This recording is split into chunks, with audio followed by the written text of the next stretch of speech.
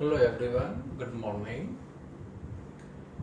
Last lecture में electric potential of point charge के Q by R. Electric charge positive है तो potential positive, electric charge negative है तो electric potential negative, right. And illustration 1, 2 and exercise example 1 हमने discuss किया था। Now next question is IMP for 4 or 5 marks. Question is obtain an equation of potential due to an electric dipole.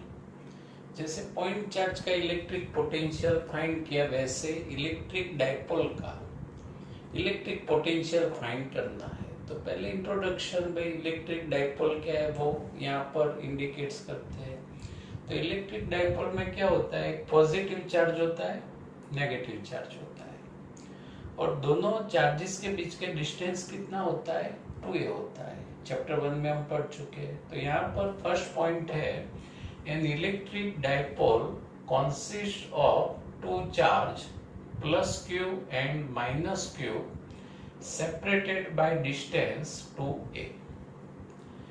अब electric dipole moment की direction बच्चों कौन सी direction होती है, from negative charge to positive charge. और electric dipole moment का magnitude का फॉर्मूला कौन सा है, P is equal to Q into 2a, right. Second point, the direction of its dipole moment is from minus q to plus q and its magnitude is P is equal to Q into 2a।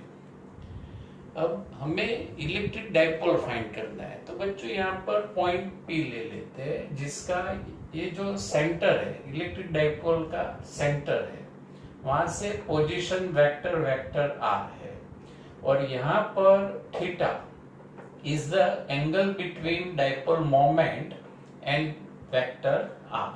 Third point of the theory, to determine electric potential at point P with its position vector vector r from the center of dipole and making an angle theta with dipole moment vector P। बच्चों यहाँ पर distance के discuss कर लेते हैं। ये जो O से P का जो डिस्टेंस होता है इक्वल टू R होता है, पोजीशन वेक्टर R, तो उसका मैग्नीट्यूड कितना होगा R, राइट। और ये जो पॉइंट P है उसका पॉजिटिव चार्ज से डिस्टेंस R1 ले लेते हैं, और ये जो P पॉइंट है उसका माइनस Q चार्ज से, नेगेटिव चार्ज से जो डिस्टेंस होता है R2 लेते हैं। तो यहाँ पर suppose OP is equal to R and the distance of point P from plus Q is R1 and that from minus Q is R2। अब सब मैथमेटिकल स्टेप आएंगे बच्चों में। इलेक्ट्रिक पोटेंशियल फाइंड करना है P पॉइंट पर। तो P point पर किसका पोटेंशियल होगा, पॉजिटिव चार्ज का, वो V1 ले लेते हैं, राइट। और माइनस Q चार्ज का जो इलेक्ट्रिक पोटेंशियल ले लेते हैं V2। तो यहाँ पर total electric potential at point P V is equal to V1 plus V2, right. अब पॉइंट चार्ज के लिए इलेक्ट्रिक पोटेंशियल का फॉर्मूला में याद ही है, कौन सा आएगा, K Q by R। तो यहाँ पर हम लिख सकते हैं K Q upon R1। ये चार्ज नेगेटिव है तो potential minus K Q upon R2। Take K Q common, bracket 1 upon R1 minus 1 upon R2।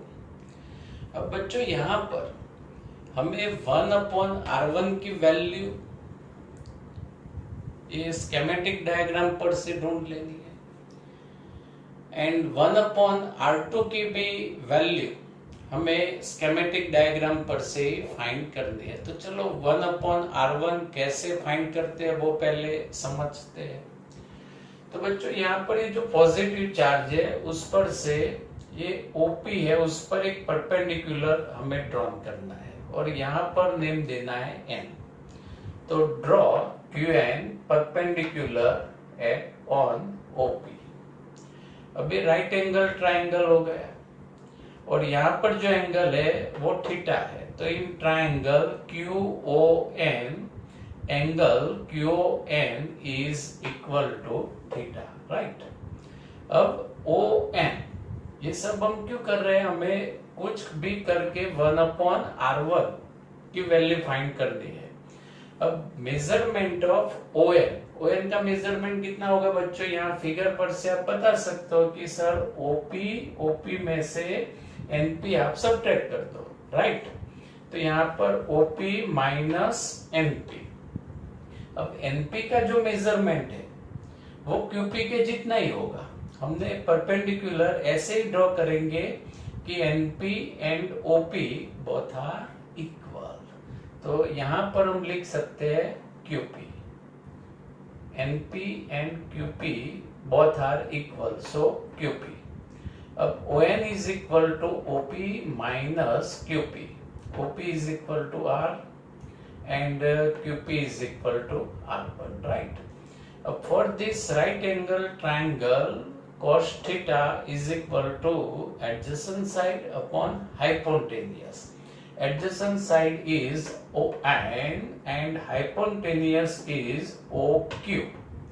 Subject the ON is equal to OQ cos theta. तो ON is equal to, कहाँ गया ON की value? R minus R1 and OQ। तो OQ, तो total distance कितना है? 2a। तो OQ कितना होगा? OQ yes A। तो यहाँ पर OQ के प्लेस पे A cos थीटा। हमें क्या फाइंड करना है? 1/R1। तो किसको हम सब्जेक्ट बनाएंगे? R1 को। तो यहाँ R1 राइट साइड जाएगा, प्लस हो जाएगा। A cos theta left side आएगा, माइनस। तो R1 is equal to R minus A cos theta. अब टेक R कॉमन ले लो यहाँ से। तो यहाँ पर 1 माइनस, यहाँ पर R नहीं है तो नीचे आएगा A/R cos थीटा। अब टेक स्क्वायर बोथ साइड, यहाँ पर R1 square R square, right. अब स्क्वायर में first term square 1 square, middle term 2 into 1 into A/R cos theta, 2A cos theta by R and plus last term square is A square cos square theta upon R square. अब बच्चों यहाँ कितने bracket में कितने terms है? 3 terms है। अब authors ने हमें ऐसा सजेशन दिया या ऐसी हमें वार्निंग दी कि बच्चों आपको ये जो 3 टर्म्स है उसमें से 2 टर्म्स आपको बनाने हैं। 3 में से कितने टर्म्स बनाने हैं? 2 टर्म्स। यानी कोई एक टर्म्स को आपको निग्लेक्ट करना होगा, वरना आपको गोली दी जाएगी। तो बच्चों क्या करेंगे हम? किसको निग्लेक्ट करेंगे?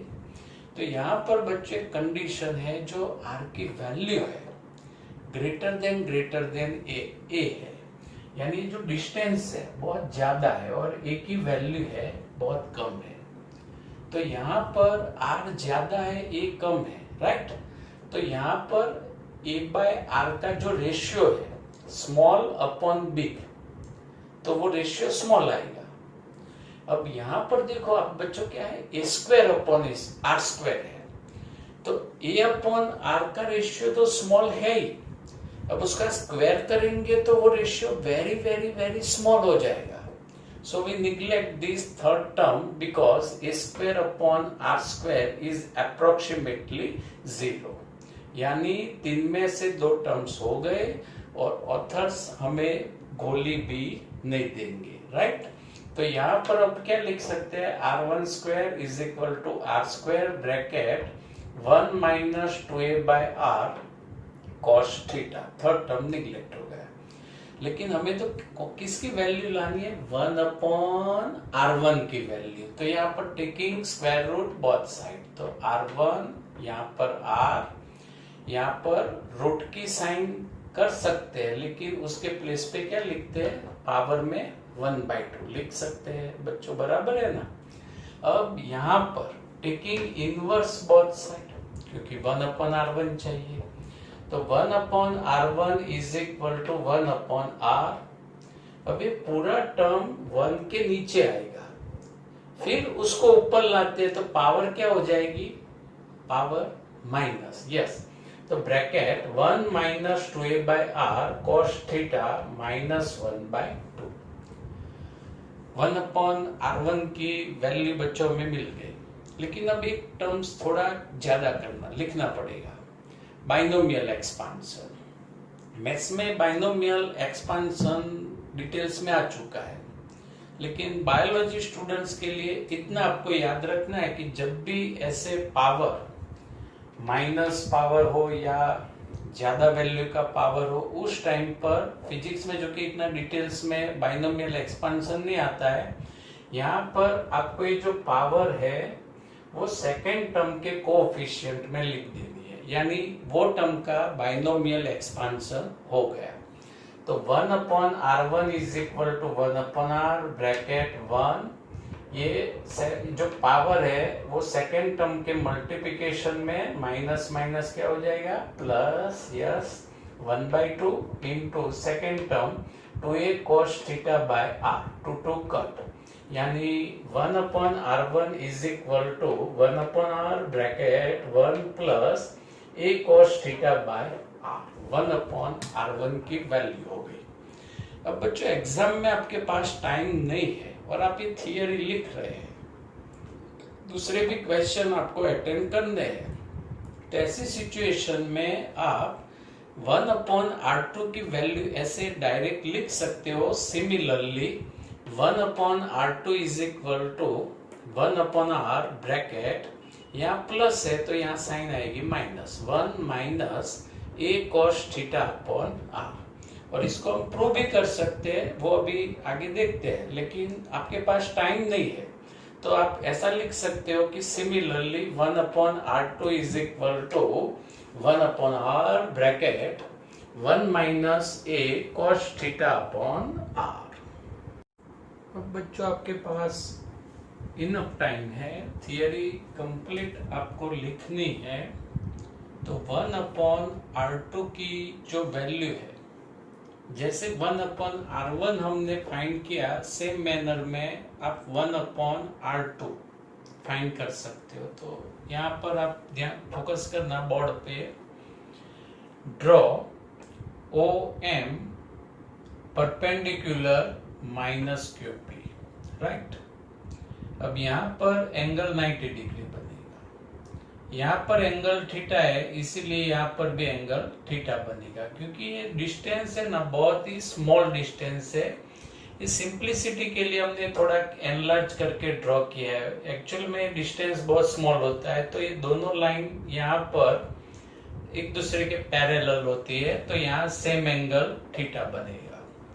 अब in triangle minus QOM angle M minus QO is equal to theta. अब जैसे आगे डिस्टेंस फाइंड किया था, वैसे यहाँ पर ये जो डिस्टेंस है माइनस QM डिस्टेंस फाइंड करते हैं, तो आप स्कीमेटिक डायग्राम पर से लिख सकते हो कि minus QM is equal to, larger distance है माइनस QP माइनस MP। ये जो माइनस QP है उसमें से MP सब्ट्रैक्ट कर दो। अब MP and OP is same measurement, so place of MP put OP, so minus QP minus OP, minus QP यानी distance between point P and minus Q is R2, so here R2 and OP is equal to R, so minus QM is equal to R2 minus R. Now for this right angle triangle cos theta, adjacent side minus QM and hypotenuse minus QO, so minus QM is equal to minus QO cos theta। Minus QM के place पर R2 minus R and minus QO half length of electric dipole put A a cos theta subject R2 is equal to R plus a cos theta. अब जैसे हमने 1/R1 find किया था वही step यहाँ पर रिपीट हो गए। Take R common, bracket 1 plus a cos theta by R, taking square both side. तो यहाँ पर R2 square is equal to R square bracket first term square plus middle term plus last term square. अब यहाँ पर कितने terms हुए? 3 terms. फिर से ऑथर्स ने वार्निंग दी कि 3 में से 2 बना दो वरना गोली दी जाएगी। तो यहाँ पर फिर वही कंडीशन अप्लाई करेंगे, R greater than A, so A by R is very small and A square by R square is become very small, so approximately 0. So neglect this third term. अब हो गया R2 square is equal to R square bracket 1 plus 2A by R cos theta. Taking square root both side, square root of R2 square is R2, यहाँ पर R ये पूरा terms पे power लिख सकते हैं 1/2। Taking inverse both side 1/R2 is equal to 1/R bracket 1 plus 2A by R cos theta raised to -1/2। अब बच्चों क्या करना है? बाइनोमियल एक्सपांशन करना है। बहुत इजी चीज है। ये जो पावर है उसको सेकेंड टर्म के कोफिशिएंट में लिख देना है। तो यहाँ पर 1/R2 is equal to 1/R bracket 1 power coefficient में माइनस है तो -1/2 into second term 2A by R cos theta, 2 cut and we get 1/R2 is equal to 1/R bracket 1 minus A cos theta by R। तो 1/R2 की value ऐसे derive की जाती है। 1/R1 and 1/R2 दोनों की वैल्यू हमने find कर दी। अब ये वैल्यू है, ये रिजल्ट इक्वेशन 1 में वैल्यू हमें पुट करके सिंप्लीफाई करना है। तो यहाँ पर KQ ब्रैकेट 1/R1 की वैल्यू थी 1/R bracket 1 plus A by R cos theta bracket close minus 1/R2 की वैल्यू थी सेम वैल्यू, लेकिन यहाँ प्लस के प्लेस पर कौन सी साइन आती थी? Minus, right. तो 1/R bracket 1 minus A by R cos theta bracket close. Take 1/R common, KQ by R, open bracket 1 plus A by R cos theta -1 minus plus A by R cos theta, +1 -1 cancel, right? A cos theta by R plus A cos theta by R is equal to 2A cos theta. अब Q into 2A electric dipole moment, magnitude of electric dipole moment P. So Kp cos theta by R square। ये equation बच्चों आपको याद रखना है। Electric dipole के electric potential का equation Kp cos theta by R square। K constant, P electric dipole moment and theta angle between vector R and vector P, right? अब दूसरी इसकी जो फॉर्म है वो डिस्कस करते हैं। जैसे डॉट प्रोडक्ट में बच्चों vector A dot vector B हम क्या लिख सकते हैं? AB cos theta, right? तो AB cos थीटा है तो हम लिख सकते हैं vector A dot vector B। तो सेम मैनर में ये P cos थीटा, तो यहाँ कोफिशिएंट 1 ले सकते हैं, कोई भी नंबर हो उसके साथ 1 मल्टीप्लाई में होता ही है। तो यहाँ P1 cos थीटा, जैसे AB cos थीटा, तो P के प्लेस पर वेक्टर P, अब 1 के प्लेस पे क्या लिखेंगे? तो 1 किसका मैग्नीट्यूड होता है? यूनिट वेक्टर का, राइट। तो यहाँ पर आर कैप, तो सेम रिजल्ट हो जाएगा कि vector P dot R cap upon R square, result number 2। अब in this result we put r cap is equal to vector r upon r। तो रिजल्ट नंबर 3 प्रिपेयर होगा कि vector p dot r cap के place पर vector r upon r, यानी नीचे r square है तो क्या हो जाएगा? r cube. तो यहाँ पर k vector p dot vector r upon r cube, result number 3। तो ये जो 3 रिजल्ट है इलेक्ट्रिक डाइपोल का इलेक्ट्रिक पोटेंशियल के रिजल्ट है। लेकिन बच्चों आपको याद यही रिजल्ट रखना है कि for electric dipole electric potential V of R is equal to K P cos theta upon R square. Next question is for MCQ। Write an equation of potential due to an electric dipole and give its important features. Discuss its special cases. पहले तो equation हमें लिखना है। तो electric potential V is equal to Kp cos theta by R square. और same result हम ऐसे भी लिख सकते हैं कि vector P dot R cap upon R square. Important features, यानी ये जो इलेक्ट्रिक पोटेंशियल है डाइपोल का किस पर डिपेंड है वो हमें यहाँ पर लिखना है। तो ये जो इलेक्ट्रिक डाइपोल है वो एंगल थीटा पर डिपेंड है, और ये angle is the angle between vector P and vector R। तो यहाँ पर लिख सकते हैं हम potential due to an electric dipole is depends on the angle between position vector R of a point and the dipole moment vector P।